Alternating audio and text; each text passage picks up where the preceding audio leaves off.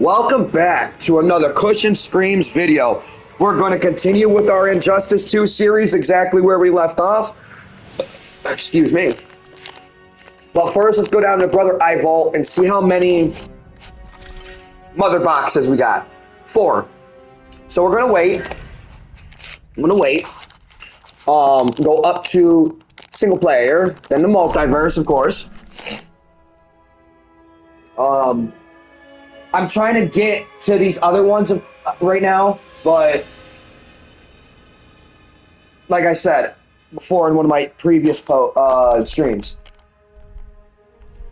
the reason why I'm going through this is so we can see the endings for each individual character, and at the same time, I can build up my combo base better than what it used to be because of before I started doing these streaming videos for Injustice 2, I used to play it non-stop on Xbox. Now, years ago when I was playing it, I'm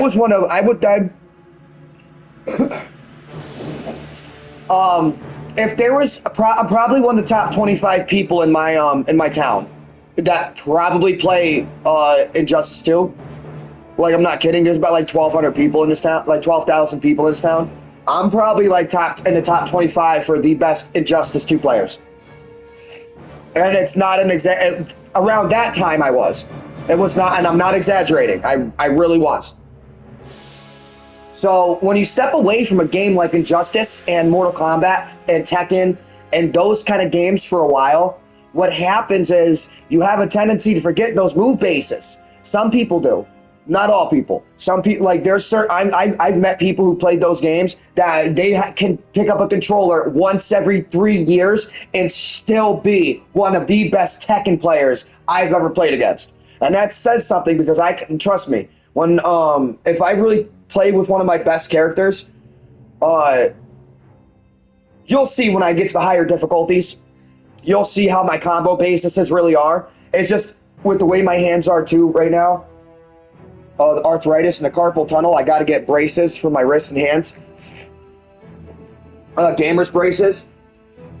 You know what you know that pain when you're playing games like that, like old school arcade games, right? If you play old school Mortal Kombat, pressing those buttons and moving that joystick is kind of how I play Mortal Kombat and Injustice 2 on the controller. So it's bad on my hands because of the way that I have to move my fingers. So you probably noticed it with some of my matches. You've noticed that my combos start getting really slow. It's because my hands are starting to fuck up. But we'll continue. Next is Atrocitus, because we finished with Black Adam last night.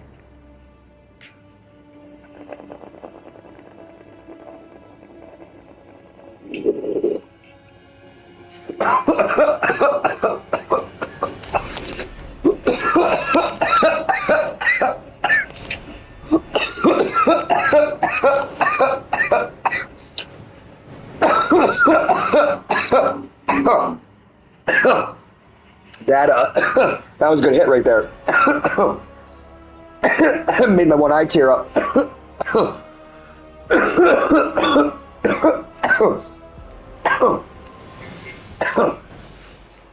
Now let's see, we've done 1, 2, 3, 5, 10, 15, 20, 25, 30, 35, 40, 45, 50, 55, 60, 65, 70, 75, 80, 85, 90, 95, 100.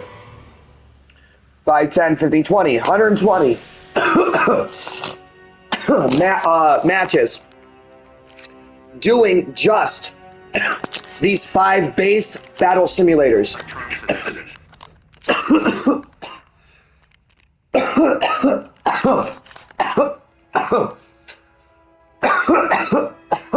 Oh yeah.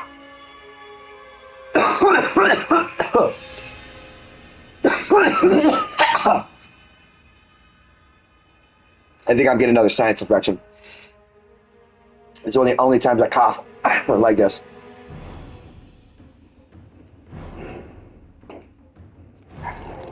All right. Just drop.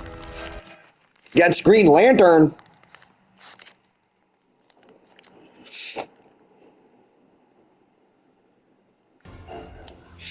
Ooh. Ooh. Still out for justice, huh? Not justice. Vengeance begins.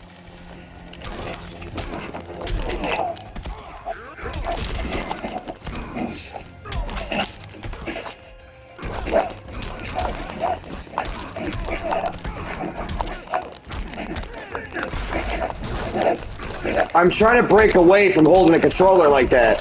Like I explained how doing almost like a tabletop. Not easy.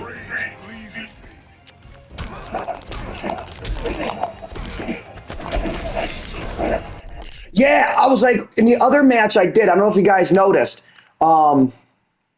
Did you notice that the Green Lantern was a Yellow Lantern? Like his powers were all based off the Sinestro Corps. Do you know why?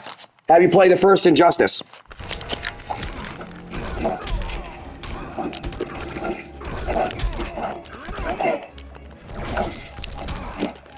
Have you skipped right to the second one? In the first Injustice, one of the reasons why the conversation between Flash, I think it was the Flash and the Green Lantern happened the way that it did is because in the original Injustice 1, what happened was Hal Jordan gave into fear and became a Yellow Lantern. Then you had to bring him down.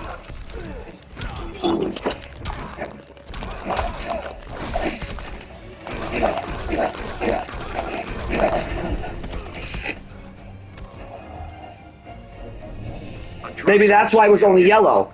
Because he's red right here and his ring is blue. Or do you get other... That's one thing I never understood. Do you get other colored lanterns or other kinds of lanterns to depict the other rings? Because if you... Okay, so if you think about it, right? If you are a Green Lantern and you are wearing a Green Lantern ring, right? And let's say I'm holding a Red Lantern's lantern. If I take my green ring and I plunge that ring into the Red Lantern, it is going to regenerize that ring, but at the same time, it's going to turn you into a Red Lantern. The ring is a conduit to use the power of the lanterns. The ring gets its power from the influence of not just the person, but of the lantern that it is connected to as well. If you sever the connection, like for example, let's say I'm a DC superhero, right? And I kill Atrocitus. I can take Atrocitus's ring. If I give into fear, I can pick it up, I can put it on, and I can hold it. It might fight back a little bit because I don't want to use fear as a means of evil. I'd rather use fear as a means of good, which you can do. But I can take that red ring now and plunge it into a Green Lantern and cleanse all the rage from that ring. I sense great resentment. I can begin. Oh, I gotta do it under 90 seconds? Okay, hold on. I don't know him like that.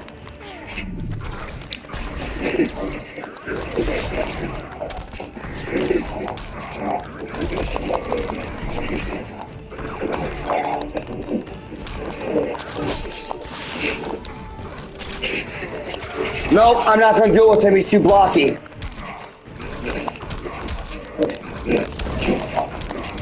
Hold on, let me check my battery. No, it's not that. Because there is a tendency for the Bluetooth to kind of get interrupted if the battery starts getting low.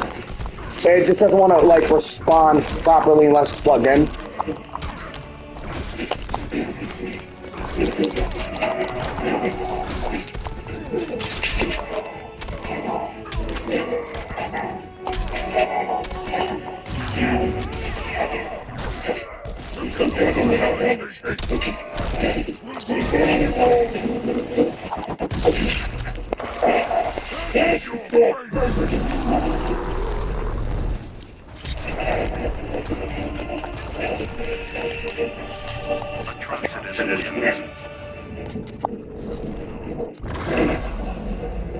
I give a lot of props to the people that can remember everything about a DC character. If you're somebody who started reading comics in the 60s, you know, or earlier type of thing, and you're, whatchamacallit, you've been a fan to this very day, and if I come up to you and ask you a question and you can tell me dead on what the answer is, I give you a lot of props. It takes a lot to memorize every single thing when it comes to like comics and shit like that. And there's some people out there that can do it. And the fucked up thing is they're not autistic. They're just that smart. They're able to recall and retain the information. And that's not an easy thing to do. Really, it isn't. If you don't train your brain properly to be able to retain that kind of information and that much of it's hard. So, like, a question popped into my head, and I'm going to ask Google. Hey, Google. Has Superman held any of the lantern rings? Yes, Superman has wielded different lantern rings in various comic book storylines, though not in a permanent or traditional Green Lantern capacity. Here are a few instances. Yellow Lantern. Superman has worn a Yellow Lantern ring, powered by fear, in some alternate storylines and Elseworlds tales. This usually explores a darker side of the character, or a situation where he's overcome by fear. Black Lantern. In the Blackest Night storyline, I knew about Superman that. was temporarily transformed into a Black Lantern, representing death. This was a major crossover event. Hold on. Many heroes were corrupted. He was killed. So that was when I don't know if you remember the storyline when Superman dies. He doesn't come back to life. No, like he dies. That storyline falls in line in a branch with this one, with the Black Lantern. Because what happens is the only way to become a Black Lantern is to first, you're a necromancer. You're a necromancer. That's what you are. So in order to be a Black Lantern, you have to die first or be killed and want like revenge from the death. There has to be something like tethering you to wanting to be a walking zombie, or somebody has to bring you back to life by giving you the ring in a very specific way and making you a lantern. By the Black Lantern rings. Other lantern rings. There have been instances where Superman has briefly wielded other colored lantern rings, such as red, rage, or white, life, often in specific storylines or alternate realities. It's important to note that Superman's connection to the Lantern Corps is usually temporary and story-driven. His primary role in the DC universe is not associated with being a lantern, as he already possesses immense powers and represents hope in his own way.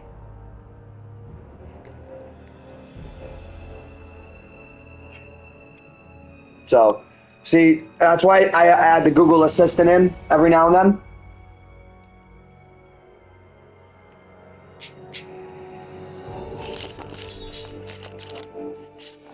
Tito.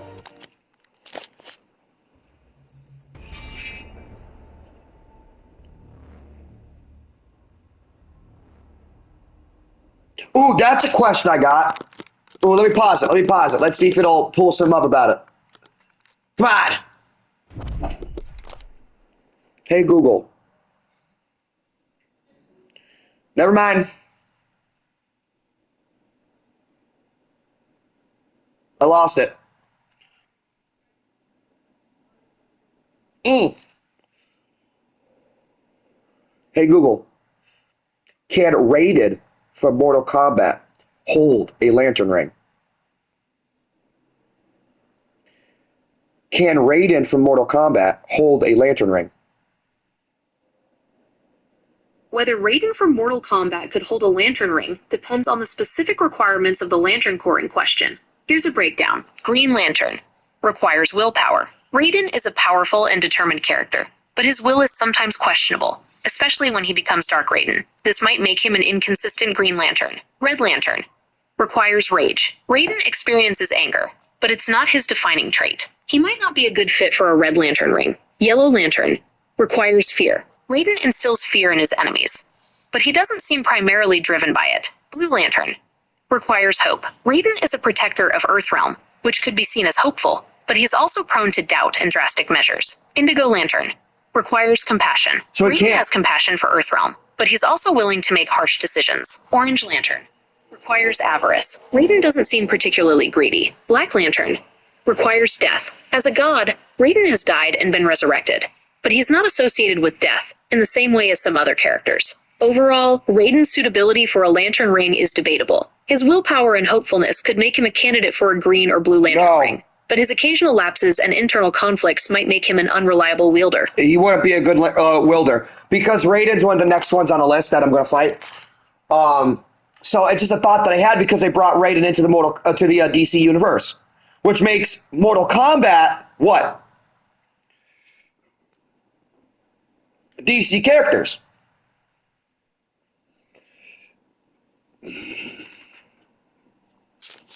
Which, now, that makes you question. So hold on. You know the multiverse split, right? I want to see if you guys can name this character. There's been a few of them throughout DC and Marvel. All right?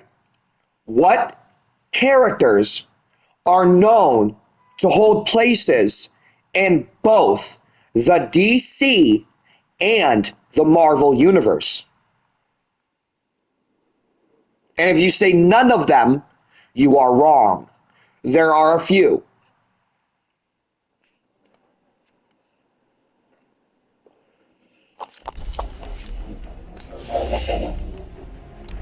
You are seeing your death. Now tell me what this multiverse split Then people not is going to bring. Begin.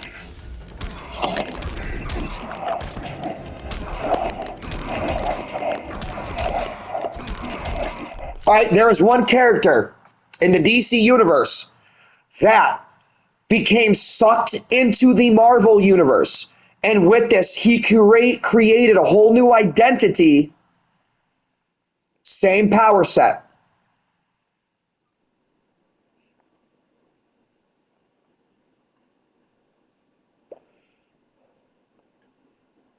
I'll be right back. I use a battery. Potty.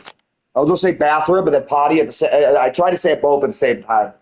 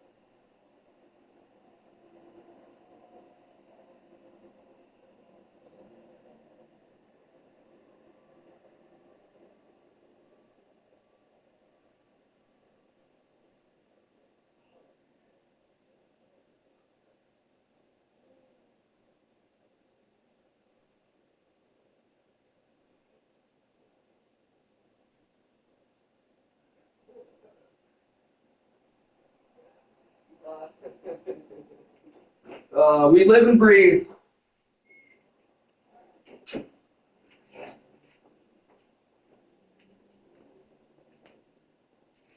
All right, I'm back, guys.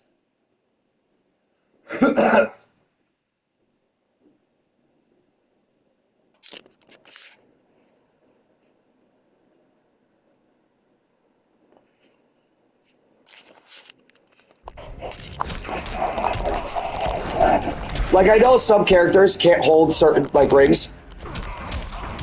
And I know why. The reason they can't hold certain rings is because, like, for example, Dr. Fate's, stipulations won't allow him to. He can't.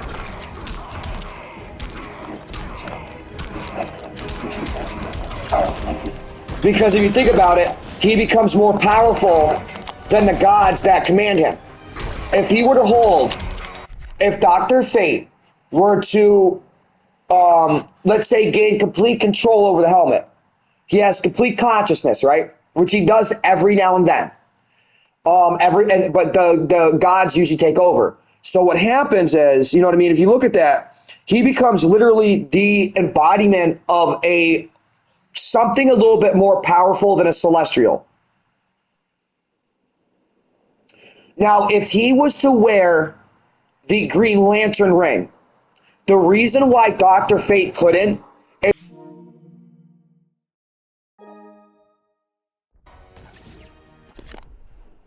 is not because he doesn't have the willpower. He does. It's because if he were to hold the ring, what will happen is now you have a person who can literally command fate with willpower. Meaning he'll be able to break away from the god that gave him his power, command it as his own, and then revitalize it into the ring and use it as he wants. So he'd be a Green Lantern with the power of fate on his side. Do you know how powerful that is? He could look at the god that gave him his powers and be like, by my sheer willpower, you don't exist no more. Because the way the powers piggyback off of each other, he can create that fate for that god with his willpower. If you get how I kind of repeated that in multiple ways a bit, but you get what I'm saying? You know how powerful that would be? Superman comes up against Doctor Strange. We use Doctor Strange, actually.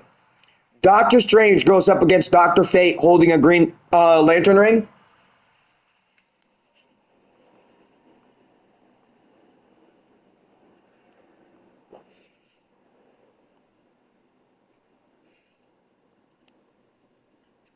Honest to God, Doctor Strange wouldn't have a chance.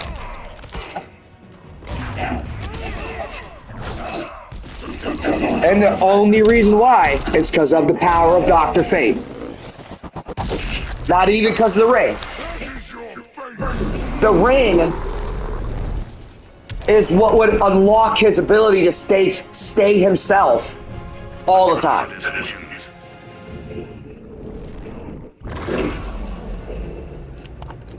That's dangerous. Oh, I got one. I got another one I'll search real quick. Because some of these are pretty cool. Some of these are pretty good.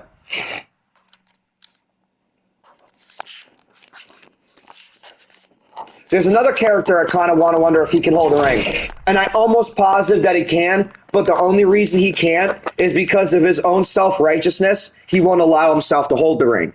Watch. Hey, Google. What would happen? Nope, never mind.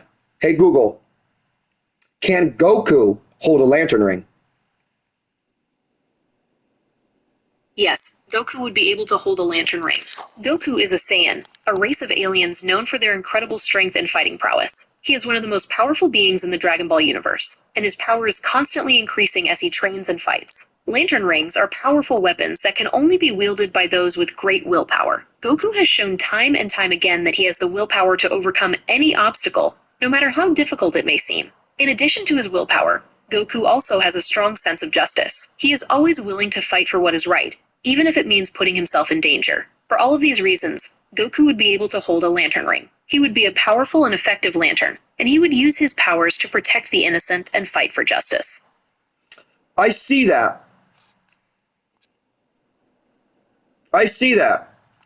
But like I said, I don't think he would. Because his sheer righteousness and his sense of justice, like it stated, would be like, well, if I were to do that, he didn't even want to wear the Potara earrings. If you pay attention in Dragon Ball Z and in Dragon Ball Super, Goku does not like using anything but like something that brings his power down. Like, for example, his weighted suit, he wears that because it increases his strength and it wears him down more. So he becomes stronger. If he were to wear a lantern ring, he would see it as a crutch.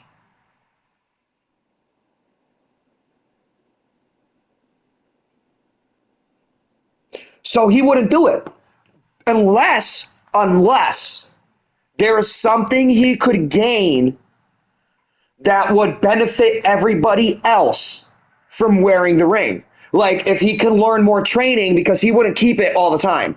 He would wear the ring only for a very specific period of time, like he uses the time chamber.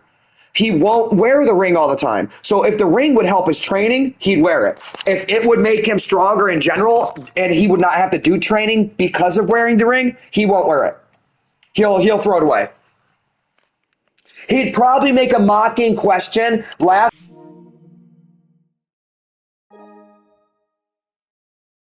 and then Vegeta would look at him and be like, "You daft fucking fool, I don't need that. I'm a Saiyan prince."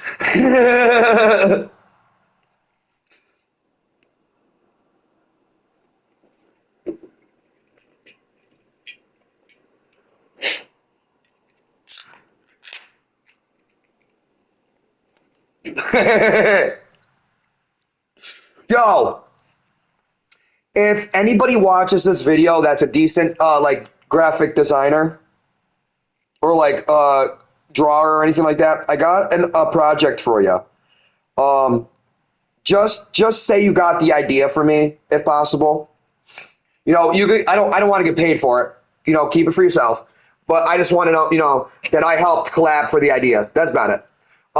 Take Goku, and I want Goku created in Ultra Instinct, but I want him wearing a Green Lantern ring.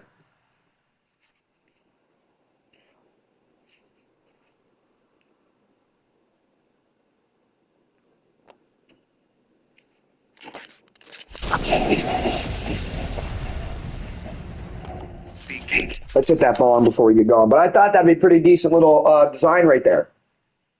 Because what you can do is, instead of him donning the Green Lantern suit when he has the ring on, keep him in his regular gi that he has, the orange one, but give it green accents depicting that it's known he has the ring on. Don't take away from the Dragon Ball Z look, okay? But at the same time, you got to give him that aura of Ultra Instinct with the blended energy, what's it called? It's like a fuse. It's where it blends in with the other color of the main. It's like what they do in Warframe. So how he has the aura of silver that goes around him almost when he's in Ultra Instinct, mix in like an emerald green color in with it. But instead of having it be just smoke or an aura, add in different symbols that are known to be used by Green Lanterns. I can't design all that stuff. That's the problem. And it's not because I don't have the equipment. It's that it's too much for me, myself, to do all at once. I need multiple people to help me with it. You know what I mean? It's just easier for me to do it like that. I work better with a team than I do by myself.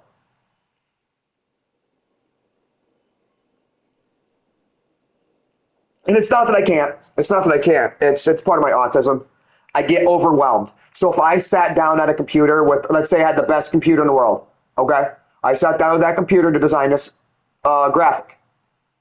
About an hour or two through it, It's not that I can't do it. It's I'm going to become overwhelmed because I'm going to see it as it being more time than what it is. So I list everything. You know what I mean? So I make lists.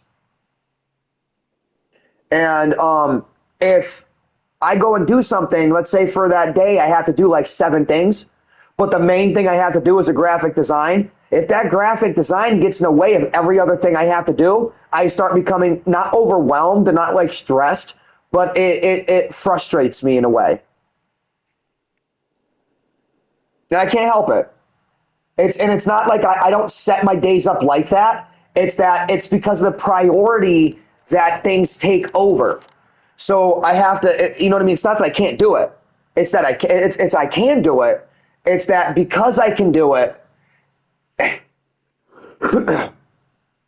I don't want to be dead at the end of the day. When I feel dead at the end of the day, my depression can hit me a lot harder than anything else. So when I overwhelm myself in one day and I feel like I can't accomplish enough things in one day, like I need to,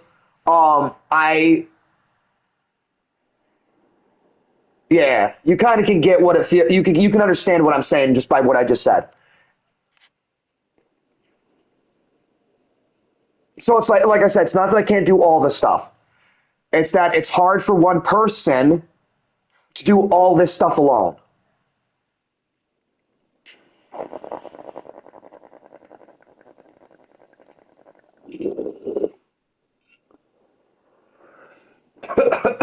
If you ever get a chance to ask Elon Musk, when you first became rich, did you do it alone? Do you know what he's going to say? No, I didn't. The first company that me and the people that I was in a group with that made is what got me to where I am. He stated it.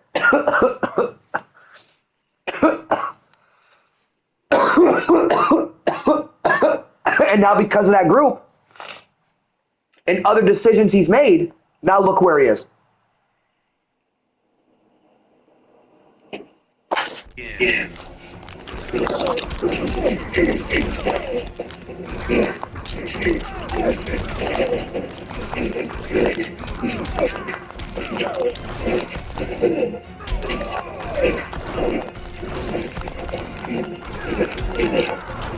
And this is the way I think about it.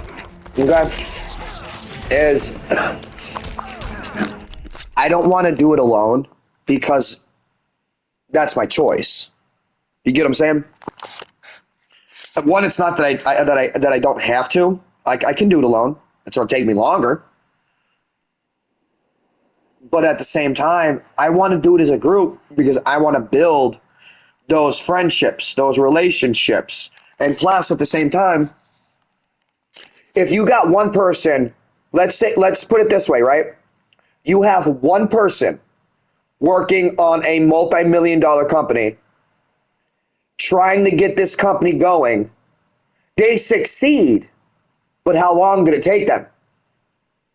You have 5 people working on a multi-million-dollar company. They succeed. How much time did they take? Nowhere near as long as it took for the person doing it themselves. You want to prosper in this world? You can do it alone. You can.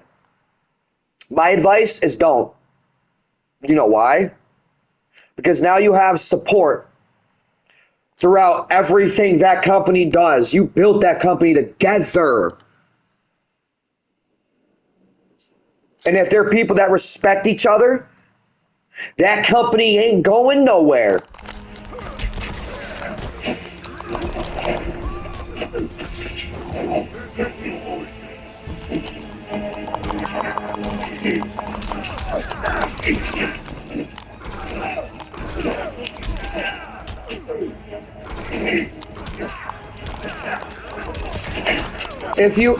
What's the phrase? If you want, one of the phrases, if you want something done right, you do it yourself, right? But there's also kind of more to that.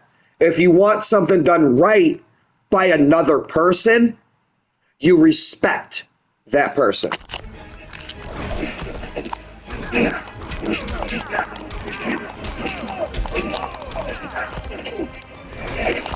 Usually, when somebody does somebody wrong, that's one thing they won't tell you. Have you seen some of these YouTube videos where a company goes in, right, to do, let's say, lay a floor for an old couple, and the old couple doesn't pay them?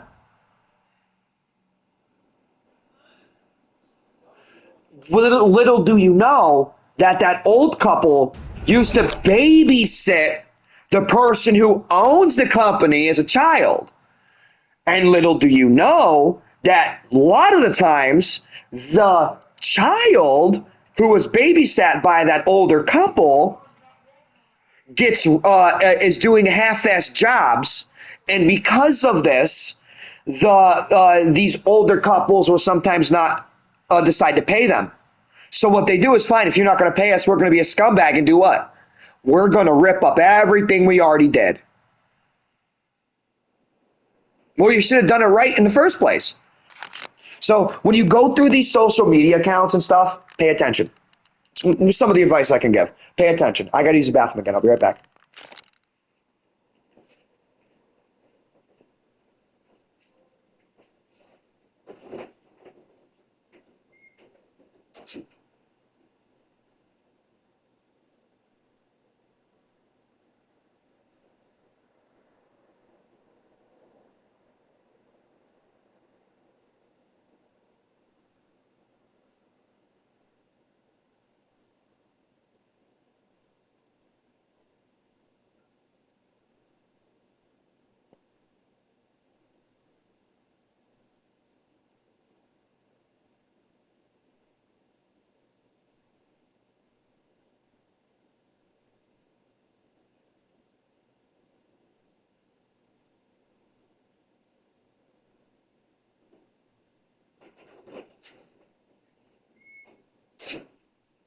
I'm back.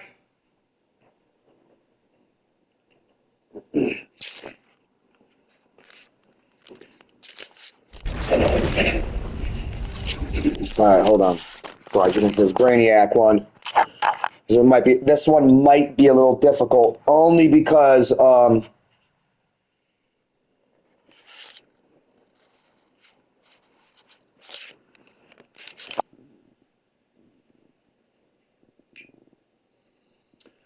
not fast with trustless.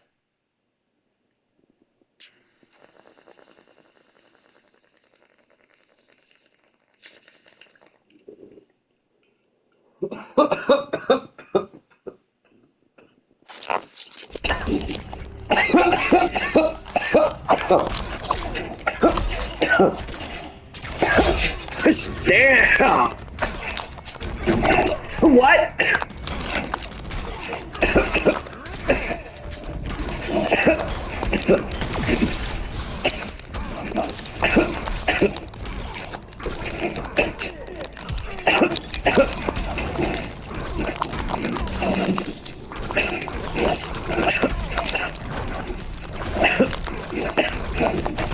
Why did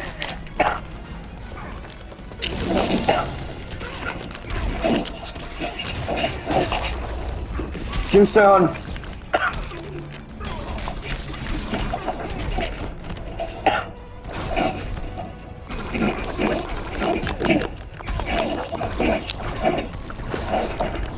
All right. Yeah, come on, buddy. Come on, buddy.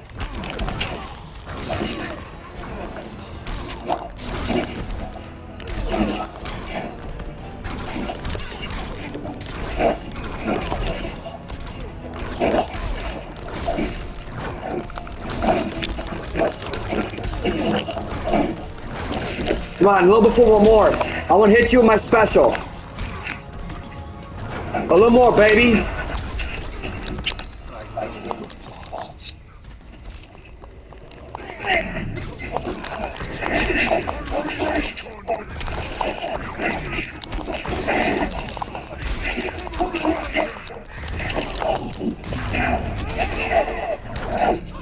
Aww.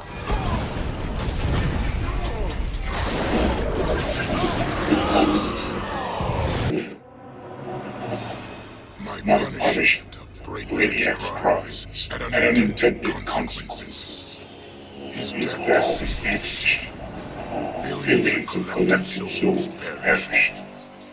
I did not know they could be restored. Nice. Their deaths unleashed such rage. My red lanterns were overwhelmed.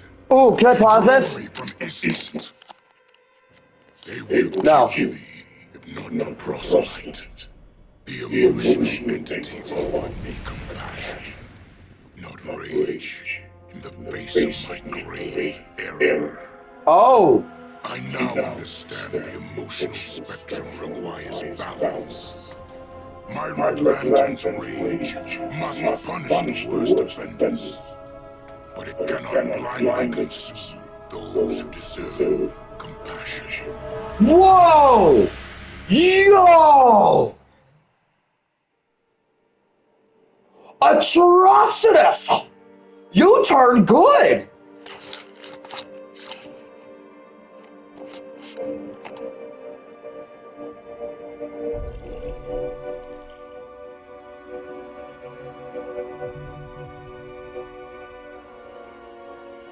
Now,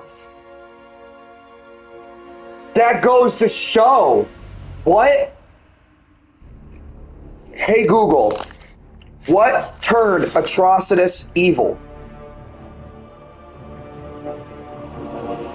Atrocitus is a complex character in the DC Comics universe. He is the leader of the Red Lantern Corps, and while he is often considered a villain, he also has some anti-heroic qualities. Atrocitus was once a psychiatrist named Atros on the planet Ryut. His entire sector was massacred by the Manhunters, and he was the only survivor. This traumatic event fueled his rage and desire for vengeance against the Guardians of the Universe, who he believed were responsible. He is driven by a desire for justice, but his methods are often brutal and extreme. He believes in punishing those who have caused pain and suffering, and he does not believe in redemption. This makes him a formidable opponent, but also a dangerous one. Some consider him a villain because he opposes the Guardians and has committed violent acts. Others see him as an anti-hero because he seeks justice for the victims of wrongdoing. Ultimately, Atrocitus is a complex character with both villainous and anti-heroic qualities.